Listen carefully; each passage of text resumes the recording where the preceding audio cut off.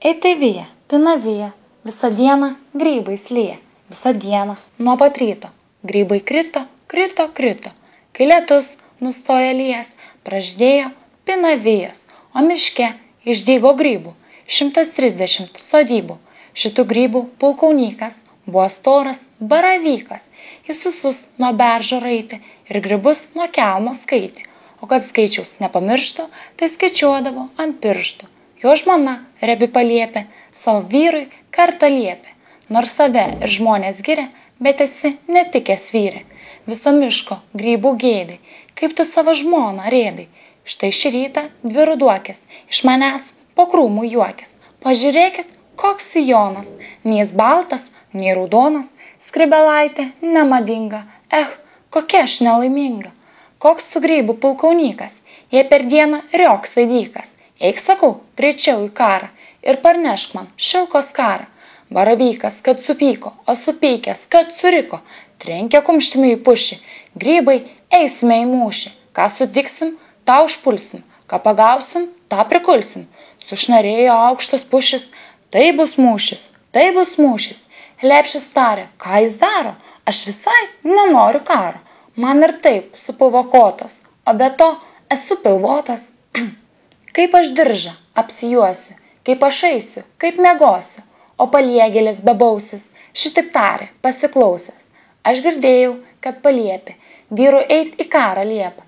Eik, jis sako, mano vyrė, ir užimki visą girę, mūsų girios karalienė, aš, ponia Baravykienė. Baravykas ir paklausė, ką tu čia plepi, babausi, kad užriks ant jo kazlėkas, koks tu vyras, pašlemėkas.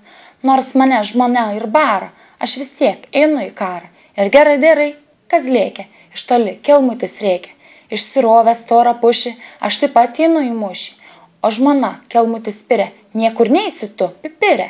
Jau geriau rytoj iš ryto paieškotum kelmo kito. Mūsų didelė šeimyna, šitas vos bei išmaitina. Neklausyk, bičiuli mano, ką tos bobos bei išmano. Jį kazlėkas nuramino ir žvejot pasivadino. O gražuolė umedėlė vestuves tą dieną kėlė. Ir nelemtą karo žinią jį išgirdo per kaimynę.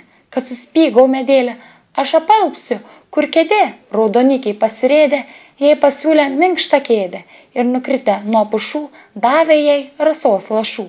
Umedėlė atsigavo, grybų vyno paragavo. Bet tos vėjus atsimerkti, ji to jau pradėjo verkti, o tuo tarpu karo žinia vėjas paskleidė pušynę. Ir išgirdę karo gandą, žvėris baisiai išsigando. Vilkas šitaip tarė lūšiai, sako, grybai ruošės mūšiui. Ar girdėjai, lokė guolį, jau kažkas nakčia užpuolė. Negirdėjau gando tokio, tai paklaus, brolelį lokė. Vos ištrūkė, sako gyvas. Tai man dyvas, einam tartis pas grybus, vargė, kas čia bus?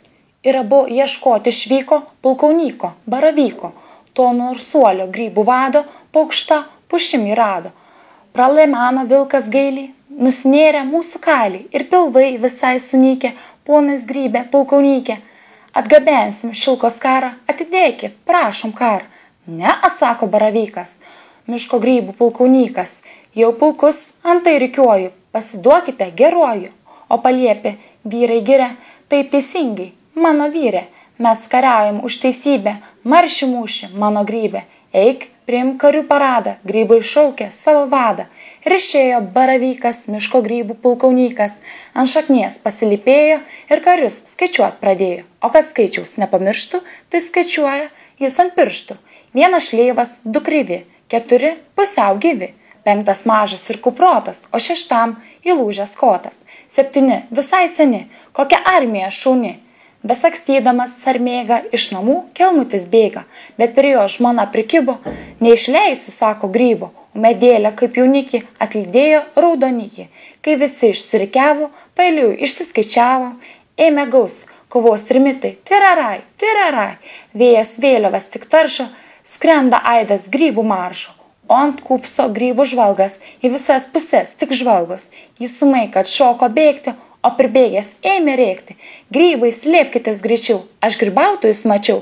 Kas duobelę pasiskapstė, kas po lapsis išsislapstė, kas po krūmais susiraitė, lepšį priglūdė eglaitė. O paliepė, kad įtūžo ir per pus iš baimės lūžo. Į aikštelę tuo laiku atlikę būrys vaikų.